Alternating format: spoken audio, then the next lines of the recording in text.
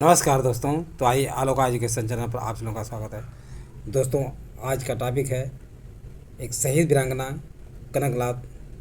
कनकलता बरुआ के बलिदान दिवस का, जिसने अपने त्याग के से अपने देश के यानी राष्ट्र के प्रति अपना सर्वस्व समर्पित कर दिया। तो आइए इनके बारे में जानते हैं। शहीद वीरांगना कनकलता बरुआ। शहीद वीरांगना कनकलता बरुआ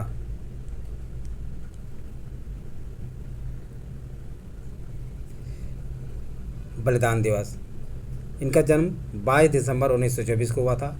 मृत्यु दोस्तों जो है 20 सितंबर 1942 ईस्वी को असम के बारंगबाड़ी गांव में कृष्णकांत बरुआ और कर्णेश्वरी देवी के घर 22 दिसंबर 1924 को कनकलता जैसी वीरांगना का जन्म हुआ।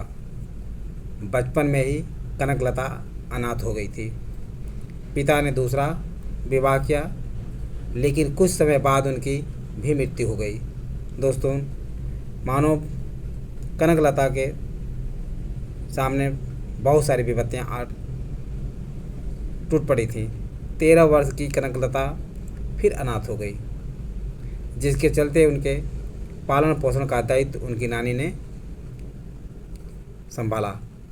इन सब मुश्किलों के बावजूद कनकलता का राष्ट्रीय स्वाधीनता आंदोलन की ओर झुकाव लगातार बढ़ता गया।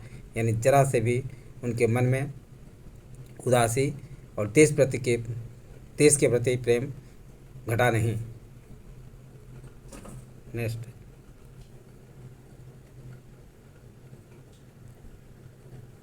सन 1931 में, जिस समय कनकलता केवल 7 वर्ष की थी, कनकलता की अवस्था मात्र 7 वर्ष की थी, तब गमेरी गांव में एक सभा का आयोजन किया गया था। उस वक्त वह केवल 7 साल की थी। संयोग से उस सभा के अध्यक्ष प्रसिद्ध नेता ज्योति प्रसाद अग्रवाल थे। ज्योति प्रसाद अग्रवाल असम के प्रसिद्ध कवि हुआ करते थे। इनसे जो है कनकलता काफ़ी प्रभावित और प्रेरित थी। दोस्तों, इन गीतों ने कनकलता के बाल मन पर राष्ट्रभक्ति का मानो जुनून सवार कर दिया था। साल 1942 में मुंबई के कांग्रेस अधिवेशन में अंग्रेजों भारत छोड़ो प्रस्ताव पारित किया। अंग्रेजों भारत छोड़ो धीरे धीरे ब्रिटिश शासन के विरुद्ध देश के कोने कोने में प्रसारित हो गया। इस बीच असम के शीर्ष नेताओं को गिरफ्तार कर लिया गया। इस घटना के बाद असम में अंग्रेजों के खिलाफ आंदोलन और तेज होता चला गया। नेक्स्ट,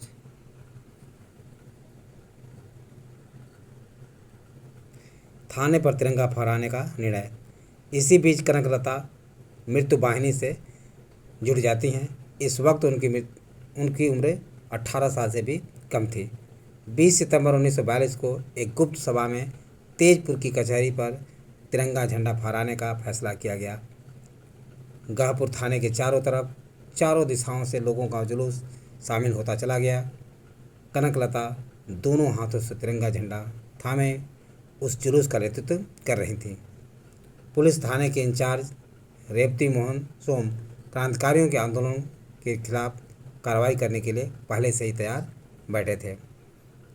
मृत्यु वाहिनी का कारवां तय थाने के करीब आ गया। जुलूस में मौजूद लोगों के नारों से आकाश गूंज रहा था। थाने के प्रभारी पीएम सोम जुलूस को रोकने के लिए सामने आ खड़ा हुआ और चेतावनी दी कि अगर जुलूस आगे बढ़ा तो इसका अंजाम अच्छा नहीं होगा। कनकलता ने कहा, उनका संघर्ष पुलिस से नहीं, वे सिर्फ अपना कर्तव्य निभा रहे हैं और जुलूस नहीं रुका। दोस्तों, इस तरह पुलिस द्वारा जुलूस पर गोलियों की बौछार कर दी गई। पहली गोली कनकलता की छाती पर जा लगी, दूसरी गोली मुकुंद काकोती को जाकर लगती है, जिससे तुरंत उनकी मौत हो जाती है। दोस्तों, इन दोनों की मृत्यु के बाद भी गोलियों की बौछार जारी रहे, लेकिन इनका बलिदान व्यर्थ नहीं गया और पुलिस स्टेशन पर आखिरकार अंतिम क्षणों में भारतीय तिरंगा लहराया गया।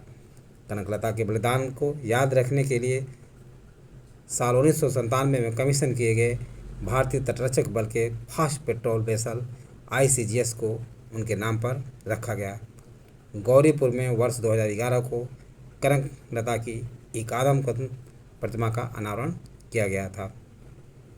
तो दोस्तों, इस तरह एक महान नारी का जो कि देश के प्रति अपना सर्वस्व बलिदान की, उनको आइए हम नमन करते हैं। और यदि ये वीडियो अच्छा लगा हो तो इसे सब्सक्राइब और लाइक करें तथा अपने सगे दोस्तों को शेयर करना न भूलें। थैंक यू दोस्त, नेक्स्ट वीडियो में मिलेंगे।